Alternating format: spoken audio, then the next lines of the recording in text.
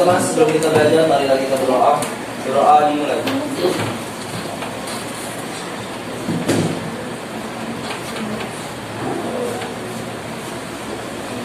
Doa selesai bersalam. Assalamualaikum warahmatullahi wabarakatuh. Waalaikumsalam warahmatullahi wabarakatuh. Sebelum kita mulai pelajaran pada hari ini, ibu harapkan perhatikan di sekitarnya apakah masih ada sampah.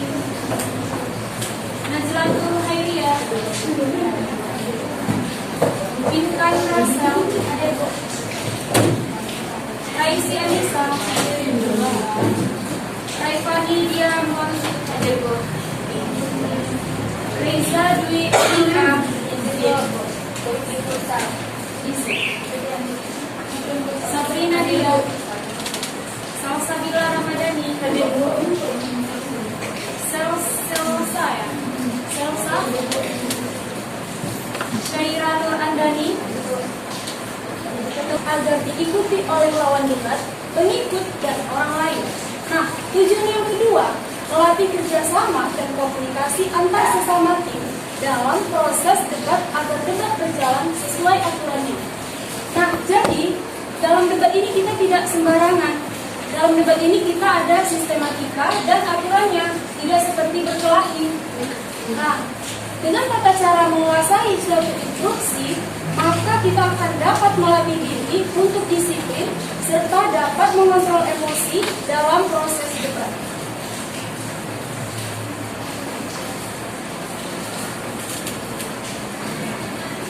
Nah, sebelum kita masuk materi emosi, ada yang masih ingat tadi apa tujuan debat?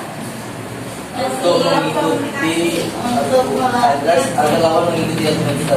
Ya, terus Agar kita tidak berkelahi. Ketiga, mempertahankan pendapat atau argumen. Nah, selanjutnya ada mosi. Mosi adalah salah satu unsur debat yang merupakan topik yang diperdebatkan oleh para peserta debat. Debat ini terdiri atas dua tim. Dua tim yaitu tim afirmasi dan tim oposisi, yang mana setiap tim ini terdiri dari 3-4 orang. Tim afirmasi ini biasa disebut dengan pihak yang pro atau pihak yang setuju. Sedangkan tim oposisi adalah pihak yang kontra atau pihak yang tidak setuju. Pihak yang kontra ini adalah menentang mosi yang diberikan. Pihak kontra ini bertugas menyanggah pernyataan dari pihak afirmatif.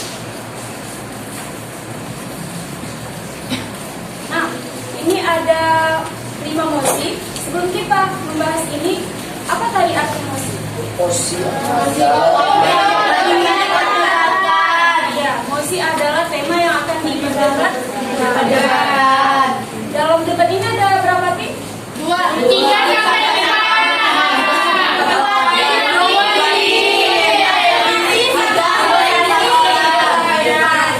Terdiri dari tim apa?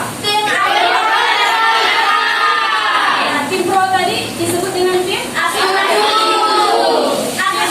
Ya, afirmasi. Tim kontra disebut dengan? Terdiri dari berapa orang tadi? 3. Terdiri dari 3 sampai 4 orang. Nah, di sini ada 5 mosi. Yang pertama, Indonesia bukan lagi paru-paru dunia. Yang kedua, benarkah smartphone sering disalahgunakan dalam kegiatan belajar?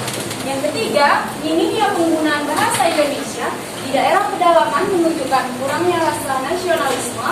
Yang keempat, kemajuan iptek mendegradasi minat belajar siswa. Yang kelima, akankah memperlihatkan nilai siswa di papan buletin secara terbuka memotivasi mereka agar lebih baik atau malah mempermalukan? Nah, ini ada sistematis atau cara instruksi. Instruksi itu bisa berupa pernyataan, pertanyaan, ataupun sanggahan.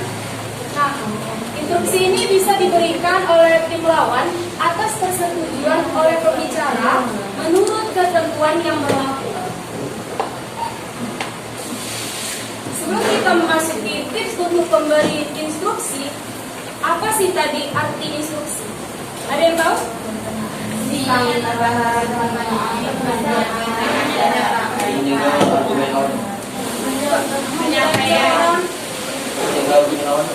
Ya, jadi instruksi adalah ya bisa berupa pernyataan, pertanyaan, ataupun sanggahan. Nah, dalam tips untuk pemberi instruksi, yang pertama itu kita pahami ketentuan instruksi. Nanti ibu akan beri waktu untuk tim yang akan tampil selama 20 menit. Nah, setelah pembicara pertama selesai menyampaikan argumennya, pada saat itu diperbolehkan untuk instruksi. Nah, penyampaian instruksi ini ada selama 3 menit. Jeda antara instruksi satu dan instruksi lainnya adalah 2 menit. Nah, yang kedua, relevan dengan mosi. Pastikan hal yang diinstruksikan sesuai dengan mosi perdebatan atau argumen yang disampaikan tim lawan. Tips yang ketiga, berikan tanda atau kode dengan cara mengangkat tangan ataupun berdiri sambil mengatakan instruksi. Nah, yang keempat itu 7 poin. Sampaikan inti dari poin yang akan ditanyakan itu dengan secara singkat, padat, dan jelas. Ya, ini sebelum kita melanjutkan tips untuk tim penerima instruksi, ada yang ingat nggak tadi tips untuk pemberi instruksi? Menyampaikan to the point. Ya, terus Beri kode. Masih Diri. menyampaikan kode dengan cara Berdiri. Ya, instruksi. Nah, selanjutnya ada tips untuk tim penerima instruksi. Yang pertama itu pahami ketentuan instruksi. Bolehkah menolak atau menerima instruksi dan apakah ada batasan untuk menolak dan menerima? Yang kedua, tolak atau terima instruksi dengan baik. Nah, dapat kita tolak dengan mengatakan mohon maaf, tidak, terima kasih, atau mohon maaf, izinkan saya melanjutkan argumen terlebih dahulu, atau kalimat yang sopan lainnya.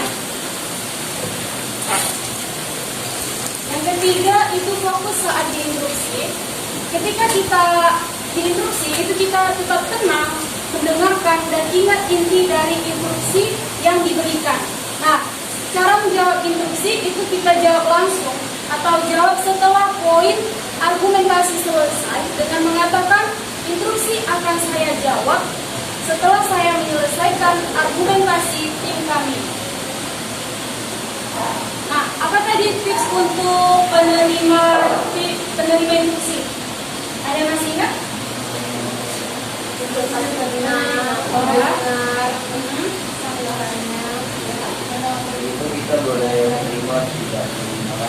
boleh menolak diskusi tersebut dengan menggunakan kata-kata yang sopan. Atau boleh menerima itu kata yang tidak. Nah, sekarang kita akan tampil kelompok 1. Sebelumnya itu ada yang ingin ditanyakan?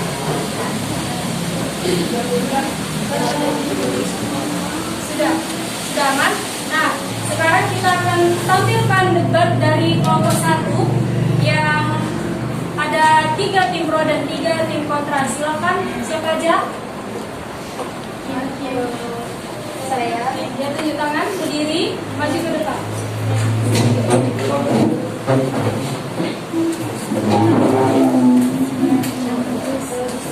Ya, mengagetkan. Semangat sayang.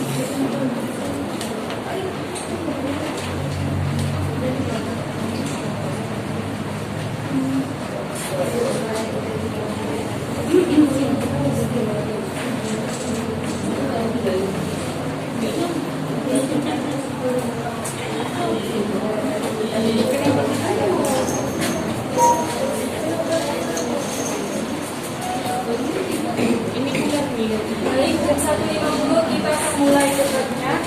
Ada 2 menit lagi.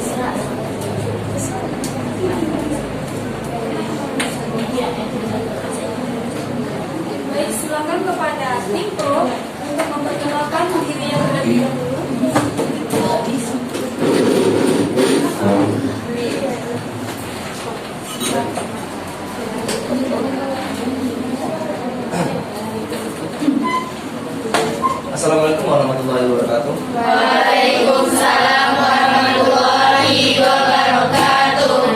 Terima kasih kepada moderator atas kesempatan yang telah diberikan.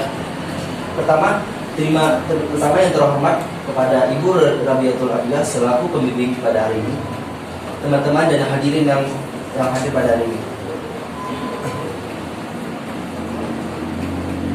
Hadirin sekalian, sebelum memulai debat dengan mosi pergantian kurikulum menjadikan pendidikan di Indonesia menjadi lebih baik, izinkanlah kami pada siang hari ini untuk memperkenalkan tim pro dan dengan saya Muhammad Hafiz sebagai pembicara satu, dan di sebelah saya ada Almarina sebagai pembicara. Saya Nabila Firida sebagai pembicara ketiga. dan itu saja perkenalan dari kami. Terima kasih. Baik, silakan kepada tim Putra untuk memperkenalkan diri. Silakan selama 1 menit. Assalamualaikum warahmatullahi wabarakatuh. Salam sejahtera, selamat siang untuk kita semua. Warahmatullahi wabarakatuh. Yang terhormat guru pembimbing kita yakni Ibu Rabiatul Adawiyah selaku moderator pada hari ini, dan kedua rekan tim saya dan teman-teman sekalian yang saya banggakan. Kami selaku tim kontra ingin memperkenalkan diri, dan saya Febi Amraini sebagai pembicara 1. Saya Salsa Alfira sebagai pembicara 2. Saya Dunia Rasional Hafizah sebagai pembicara 3. Baik, selanjutnya kami serahkan pada moderator.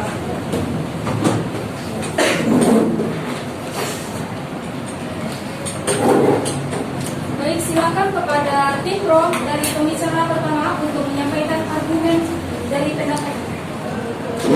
Terima kasih kepada moderator yang telah memberikan kesempatan. Menurut Sudijarto, kurikulum merupakan serangkaian pengalaman dan kegiatan belajar yang direncanakan untuk diatasi oleh siswa dalam rangka mencapai tujuan pembelajaran yang ditetapkan oleh suatu lembaga pendidikan yang berwenang. Saya setuju dengan mosi hari ini. Kenapa?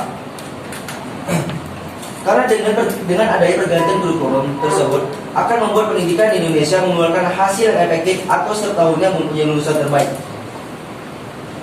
Saya tegaskan kembali, saya setuju dengan mosi tersebut. Kenapa? Karena kurikulum harus berganti dengan perkembangan zaman. Dan sekarang sudah ada kurikulum merdeka yang sesuai dengan perkembangan zaman kita. Terima kasih. Baik, silakan kepada tim kontra untuk menyampaikan argumen dan pendapat. Baik, terima kasih. Saya tidak setuju dengan mosi pada siang hari ini, karena kalau menurut saya pribadi sekolah memang penting, tapi mengenai kurikulum menurut saya hanyalah suatu standarisasi pendidikan saja. Jika apabila kurikulum tidak dapat dipraktekkan di seluruh wilayah dengan sempurna, berarti kreativitas gurulah yang diperlukan. Bagaimana cara mengajar sesuai dengan daerahnya, mengajar sesuai dengan cara mengajarnya. Sebenarnya tidak ada salahnya seorang guru mentransfer ilmu kepada peserta didiknya. Alasan kenapa kita sekolah juga kan karena ketidaktahuan kita, agar kita menjadi tahu. Tapi menurut saya yang salah adalah menghafal baik materi, lebih banyak menggali potensi saja. Menurut saya, karena potensi itulah yang akan menjadi bekal hidup seseorang. Jadi, perubahan kurikulum yang begitu cepat menimbulkan masalah-masalah baru, seperti menurunnya prestasi siswa, menurunnya prestasi akademik siswa. Hal ini dikarenakan siswa tidak dapat menyesuaikan diri dengan lingkungan, dengan pembelajaran pada kurikulum yang baru. Perubahan ini juga berdampak pada saat sekolah, di mana visi misi dan suatu sekolah yang sedang ingin dicapai terganggu karena terlalu cepat perubahan kurikulum tersebut. Hal ini biasanya disebabkan karena guru sebagai pendidik belum mampu menerapkan kurikulum baru secara menyeluruh.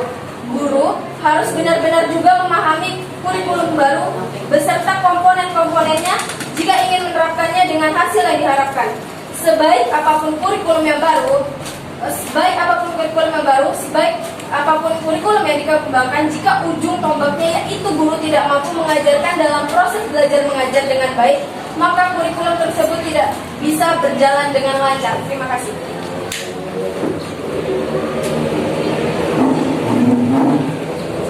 Baik, untuk pembicara 2 saya sampaikan. Memangnya tidak salah guru mentransfer ilmu kepada anak muridnya, karena memang itu tujuan pertama guru mengajar, dan sebenarnya peningkatan kurikulum memang dapat menggali potensi-potensi yang dimiliki oleh muridnya. Seperti yang sudah disampaikan oleh tim pembicara 1 pro dan juga tim pembicara 1 kontra, bahwasanya mengenai kurikulum, suatu standarisasi dapat dipraktekkan di seluruh wilayah. Tetapi menurut saya kurikulum merupakan alat untuk mencapai tujuan pendidikan, sekaligus sebagai pedoman dan pelaksanaan pendidikan. Dan saya tegaskan kembali bahwa saya setuju dengan mosi pada siang hari ini, dengan adanya perubahan kurikulum berdampak baik bagi mutu pendidikan, di mana dampaknya itu pelajar bisa belajar dengan mengikuti perkembangan zaman, yaitu dengan sistem kurikulum merdeka tadi yang mengikuti perkembangan zaman di era digital. Terima kasih. Instruksi 1. Saya tidak setuju dengan pendapat 2 tim pro. Karena bukan berarti perkembangannya semakin maju membuat siswa memahami proses pembelajaran dengan kurikulum baru dan membuat siswa tidak dapat menyesuaikan diri dengan sistem pembelajaran pada kurikulum baru, karena anak-anak itu memiliki kurikulum masing-masing, bukanlah kurikulum adalah jalan start sampai finish. Jadi seharusnya kita mencari kurikulum sekolah dan menetapkannya kepada kebutuhan si anak, karena perkembangan zaman yang maju tidak bisa dikembangkan dengan pergantian kurikulum yang lama, hasil emang harus belajar sendiri. Saya tegaskan kembali, saya tidak setuju dengan mosi pada siang hari ini, karena di beberapa daerah kadang-kadang fasilitas yang dimiliki sekolah menjadi kendala tidak berhasilnya penerapan kurikulum baru. Fasilitas yang dimiliki oleh masing-masing sekolah di Indonesia masih belum merata. Sekolah-sekolah yang ada di kota besar kemungkinan mampu memenuhi tuntutan dari perubahan lembaga. Lalu bagaimana dengan sekolah di tempat terpencil yang serba terbatas?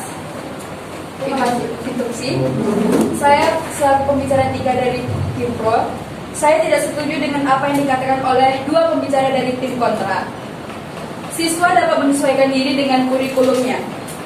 Saya masih kurang paham dengan apa yang dikatakan oleh 2 pembicara tim kontra. Apa yang dimaksud dengan siswa memiliki kurikulumnya masing-masing?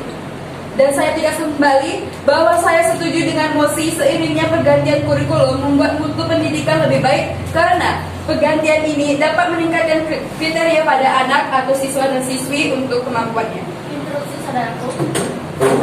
Di sini saya akan menjawab pertanyaan dari pembicara 3 tim pro. Maksud dari siswa dapat memilih kurikulum masing-masing adalah siswa dapat memilih kurikulum yang sesuai dengan pembelajaran siswa, karena setiap wilayah mempunyai standar kurikulum yang berbeda. Maka dari itu siswa dapat memilih kurikulum dengan kemampuan yang dimilikinya. Saya tegaskan kembali. Saya telah selesai menjawab pertanyaan dari pembicara 3 tim pro, dan saya tegaskan kembali bahwa saya menolak dengan mosi siang pada hari ini. Perubahan kurikulum tentu saja membutuhkan sosialisasi kepada guru-guru yang merupakan pelaksana di lapangan. Pergantian kurikulum harus mampu membuat semua guru memahami kurikulum baru supaya penerapan kurikulum baru itu berhasil. Sosialisasi sangat penting untuk memberikan pemahaman tentang tujuan-tujuan pencapaian yang ingin diraih dan lain sebagainya. Dari kurikulum baru, jika sosialisasi itu gagal, maka kurikulum akan berhasil juga sangat kecil. Jika sosialisasi belum bisa memahamkan pendidik sebagai pelaksana kurikulum, maka mereka tidak akan tahu apa yang diinginkan kurikulum dan pencapaian apa yang nanti diharapkan oleh pembuat kurikulum. Jadi pelaksana kurikulum pun tidak bisa berjalan dengan lancar. Jadi di sini pun sebelum kurikulum dilaksanakan secara nasional dan menyeluruh, hendaknya sudah ada sosialisasi ke semua, dan bila perlu diadakan pelatihan dalam rangka pengenalan kurikulum yang akan baru. Terima kasih. Saya akan menjaga argumen pembicara 3. Kenapa adanya perubahan itu? Karena dari tahun 1947 sampai sekarang itu telah banyak sekali melakukan pergantian kurikulum. Kenapa? Karena di setiap pergantian kurikulum tersebut itu melakukan evaluasi yang lebih baik lagi atas kekurangan dari kurikulum yang sebelumnya. Contoh, dari kurikulum 2013 itu dia menerapkan agar guru tuh mengayomi atau menyuruh siswa tuh untuk terus belajar, menceramah, guru menceramah atau itu terlalu monoton. Dan sekarang adalah zamannya digital. Mengapa kurikulum sekarang diganti? Karena sudah zamannya digital dan siswa tuh harus mengikuti perubahan zaman tersebut. Makanya ada sekarang yang dibuat oleh pemerintah yaitu kurikulum merdeka. Kurikulum yang diajarkan untuk para siswa untuk mandiri belajar dan mengikuti minat dan bakatnya masing-masing. Terima kasih. Saya Saudaraku, sebelum kita mengulik lebih dalam lagi, kita akan mengupas kata kunci yang esensial dari rumus ini, yaitu seringnya pergantian kurikulum membuat mutu pendidikan menjadi lebih baik. Yang pertama, pergantian kurikulum. Menurut Undang-Undang Sistem Pendidikan Nasional Nomor 20 Tahun 2003 menyatakan bahwa kurikulum adalah seperangkat rencana dan pengaturan mengenai tujuan, isi, dan bahan pelajaran serta cara yang digunakan sebagai pedoman penyelenggaraan pembelajaran untuk mencapai tujuan pendidikan tertentu. Maka dari itu, pergantian kurikulum berarti bergantinya suatu sistem pembelajaran baik secara menyeluruh maupun sebagian. Yang kedua, pendidikan yang baik. Pendidikan yang baik adalah pendidikan yang tidak hanya memajukan manusia dari segi pendidikan, namun juga dari segi karakter. Pendidikan juga harus dapat dengan mudah diakses semua orang, sehingga pendidikan itu sendiri tidak semestinya bersifat eksklusif atau hanya beberapa orang saja yang dapat mengakses. Jika pendidikan itu sekarang bersifat digital, bagaimana dengan orang-orang yang berada di dalam wilayah pelosok yang tidak dapat menggunakan jaringan internet tersebut? Terima kasih.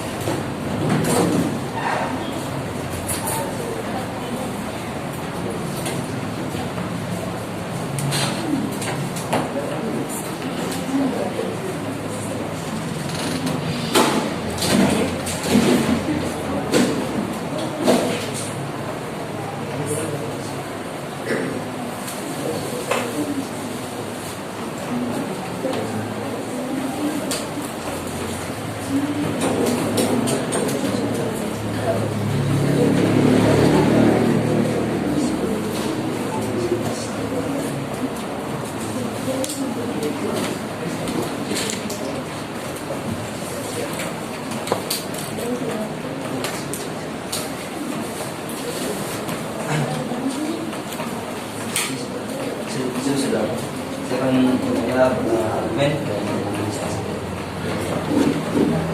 Seperti yang argumen ada tadi, bagaimana kalau dari sebuah wilayah itu belum bisa mengakses kurikulum merdeka, dan perubahan kurikulum tersebut itu sebenarnya belum menyeluruh di wilayah Indonesia, dan bisa Anda mencari di internet. Kurikulum merdeka dianggap atau disahkan secara nasional itu 2024. Dan sebenarnya sekarang pemerintah lagi mengupayakan bagaimana cara untuk mengevaluasi atau menyiapkan kurikulum merdeka tersebut agar seluruh Indonesia atau seluruh wilayah di Indonesia siap menerima atau siap melaksanakan kurikulum merdeka tersebut.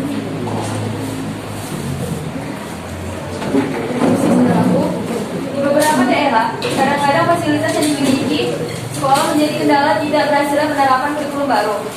Fasilitas yang dimiliki oleh masing-masing sekolah di Indonesia masih belum merata. Sekolah yang ada di kota besar kemungkinan mampu memenuhi tuntutan dari perubahan kurikulum. Bagaimana dengan sekolah di tempat terpencil yang serba terbatas? Perubahan kurikulum tentu saja membutuhkan sosialisasi kepada guru-guru yang merupakan pelaksanaan di lapangan.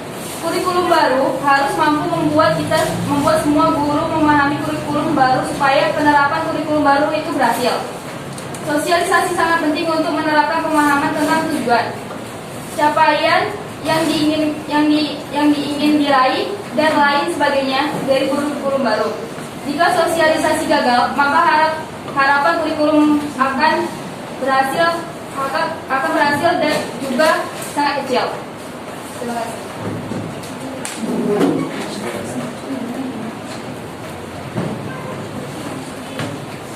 Ya.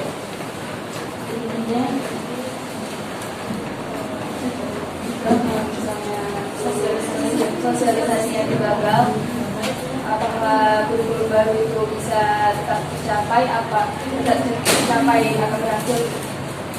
Kalau misalnya sosialisasi dulunya itu misalnya gagal, apakah kurikulum barunya itu akan berhasil dan tercapai?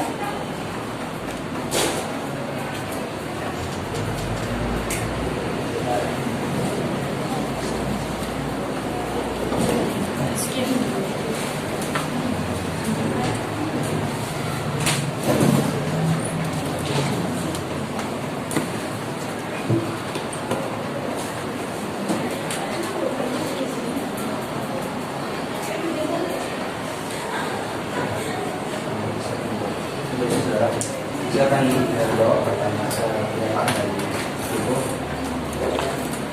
Apabila sosialisasi tersebut gagal pada guru, apakah kurikulum akan sampai berhasil?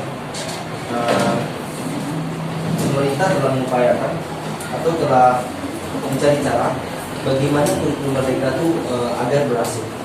Maka karena itu sebelum 2024 nanti pemerintah telah mengupayakan untuk seluruh guru itu melakukan pembelajaran lagi pada kurikulum merdeka. Dan bukan hanya guru saja yang belajar sekarang, maka guru pun harus belajar agar guru tersebut bisa menerapkan kurikulum merdeka dan mengajarkan kepada murid tersebut. Dan argumen saya akan memberi argumen. Mulai tahun ajaran 2024 nanti, satuan pendidikan dapat membeli untuk mengimplementasikan kurikulum berdasarkan kesiapan masing-masing, dari TK sampai juga kelas 10. Dan kalau Timpru menyatakan apabila suatu wilayah tidak bisa mengakseskan internet atau secara digital, itu pemerintah telah menyiapkan 3 pilihan. Yang pertama adalah mandiri belajar, mandiri berubah, dan mandiri berbagi. Maka daerah tersebut bisa memilih salah satu dari kurikulum merdeka yang telah disiapkan oleh kurikulum merdeka. Terima kasih.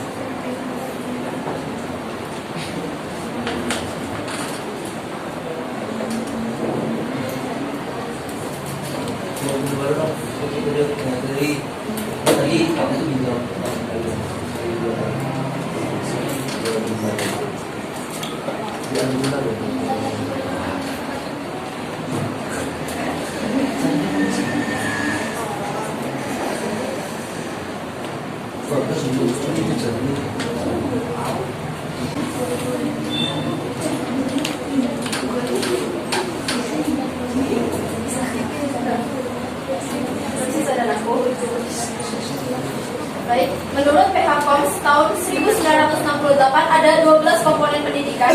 Salah satunya itu adalah guru. Pergantian memang tidak selalu sama dengan perbaikan, akan tetapi perbaikan selalu mengandung pergantian. Perbaikan berarti meningkatkan nilai atau mutu, sementara pergantian adalah pergeseran posisi kedudukan atau keadaan yang mungkin membawa perbaikan. Akan tetapi dapat juga memperburuk keadaan. Namun dalam konteks musik kali ini, untuk pergantian, apakah yang dimaksud? Apakah tujuan pergantian akan yang diterapkan ini justru akan lebih banyak membawa mudarat ketimbang manfaatnya? Kurikulum sangat menentukan proses dan hasil suatu sistem pendidikan sekaligus sebagai pedoman dalam pelaksanaan pengajaran pada semua jenis dan semua tingkat pendidikan. Pada kenyataannya, sistem dan mutu pendidikan di Indonesia masih sangat memprihatinkan dan masih tinggal jauh dibandingkan dengan negara-negara tetangga seperti Singapura, Malaysia, dan lainnya. Hal ini terjadi karena masih banyaknya masalah dalam dunia pendidikan Indonesia, baik dari kebijakan pemerintah, guru, siswa, namun khususnya kebijakan kurikulum pendidikan yang senantiasa selalu berubah-ubah. Memang tidak dapat dipungkiri bahwa kurikulum pendidikan harus senantiasa berkembang untuk mengikuti zaman yang kian berubah. Namun, Yang menjadi permasalahan di sini adalah perubahan kurikulum yang tidak dibarengi dengan penyesuaian kurikulum itu sendiri yang mengakibatkan sulitnya siswa untuk beradaptasi, yang membuat siswa seringkali merasa bingung akan kurikulum yang kian berganti. Terima kasih.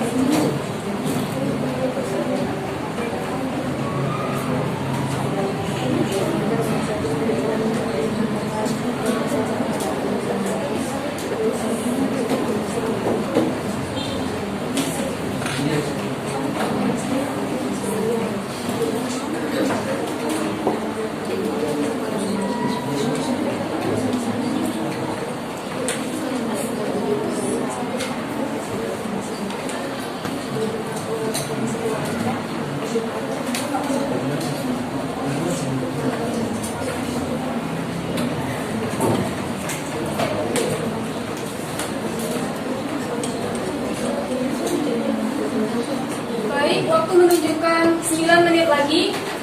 Kita beri aplaus dulu kepada kelompok tim pro dan tim kontra.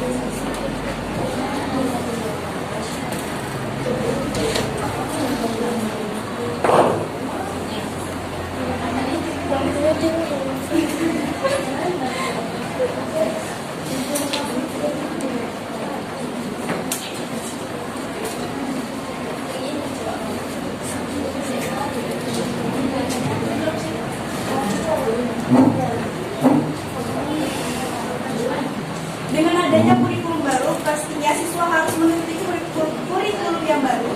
Dengan caranya itu menyesuaikan dengan kurikulum yang baru.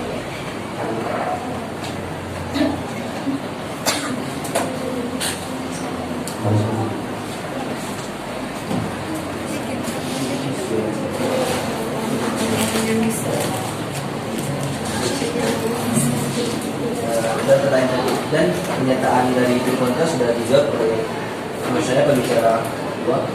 Di sini saya mau bilang,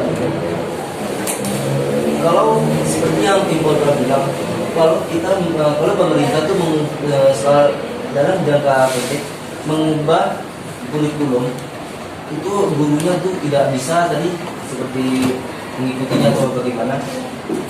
Menteri Nadiem kembali mengingatkan sejak tahun ajaran 2021 atau sampai 2022, kurikulum Merdeka yang sebelumnya diimplementasikan di hampir 2.500 sekolah, hampir 2.500 sekolah yang mengikuti program sekolah pusat atau PGP dan 901 SMK pusat unggulan SMK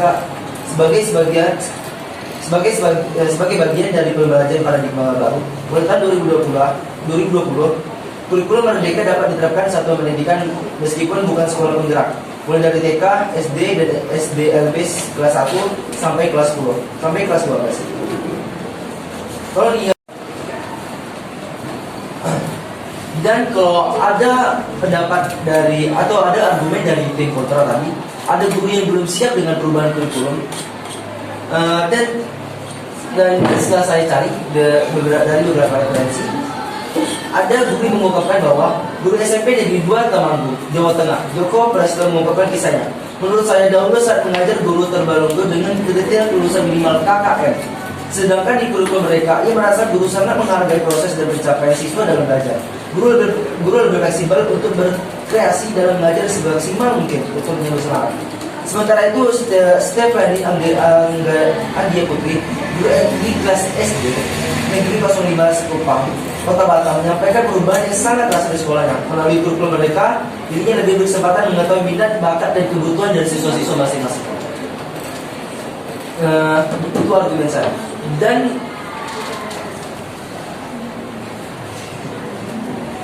Dan kalau pemerintah tidak melakukan pergantian kurikulum, maka bagaimana ketika 10 tahun yang akan datang atau 15 tahun yang akan datang, bagaimana kalau siswa atau bagaimana kita sebagai pendidik tidak siap dengan kurikulum tersebut?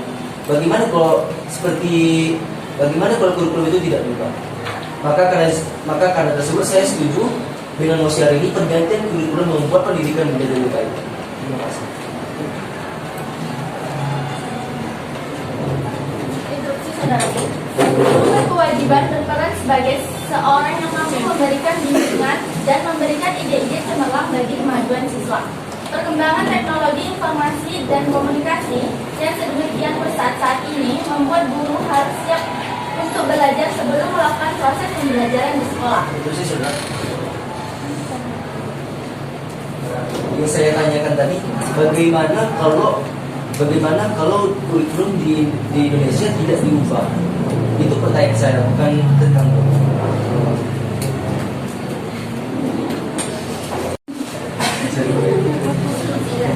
maka karena itu Nadiem ingin Indonesia itu seperti di Singapura, disiplin dan tidak bermalas-malasan.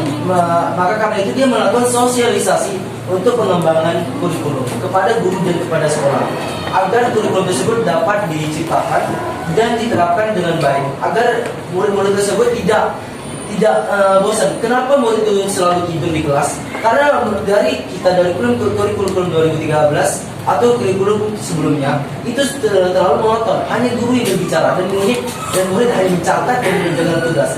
Maka karena itu dengan adanya perubahan, Nadiem ingin Indonesia seperti Singapura, itu mandiri belajar, mandiri mengucapkan pendapat dan mengikuti minat dan bakatnya. Maka karena itu saya tegaskan kembali, Nadiem ingin Indonesia berubah, maka karena itu kurikulumnya diubah. Terima kasih.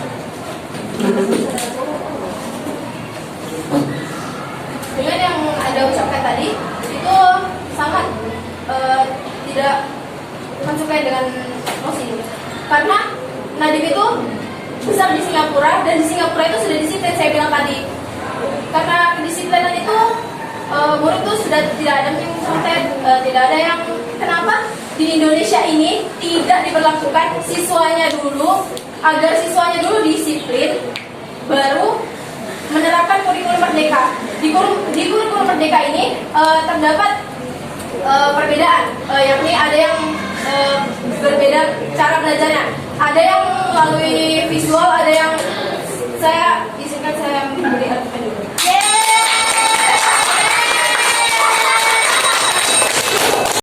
Pendapat kami adalah dengan pergantiannya kurikulum itu akan membuat siswa akan siap menghadapi masa yang akan datang.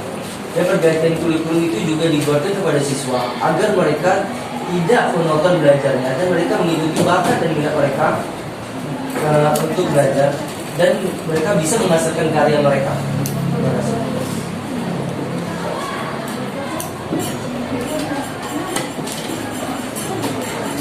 Baik, jadi kesimpulan dari tim kami adalah perubahan kurikulum yang begitu cepat menimbulkan masalah-masalah baru seperti menurunnya prestasi siswa. Hal ini biasanya disebabkan karena guru sebagai pendidik belum mampu menerapkan kurikulum baru secara menyeluruh. Jadi guru harus benar-benar memahami kurikulum baru beserta komponen-komponennya jika ingin menerapkan dengan hasil yang diharapkan. Kesimpulan kedua adalah di beberapa daerah kadang-kadang memiliki fasilitas yang belum dimiliki sekolah. Itu bisa menjadi kendala tidak berhasilnya penerapan kurikulum baru. Sekolah-sekolah yang ada di kota-kota besar kemungkinan besar memiliki fasilitas yang cukup untuk memenuhi penerapan kurikulum baru di tempat yang terkecil, kadang juga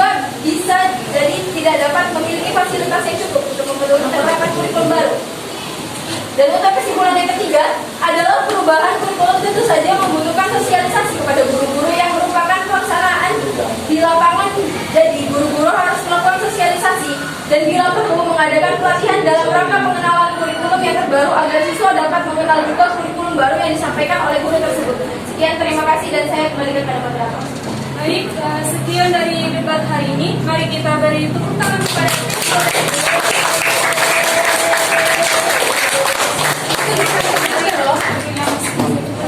Kalau kita sudah habis, silakan kepada ketua kelasnya untuk menutup pelajaran pada hari ini. Silakan. Dengan rangka pada hari ini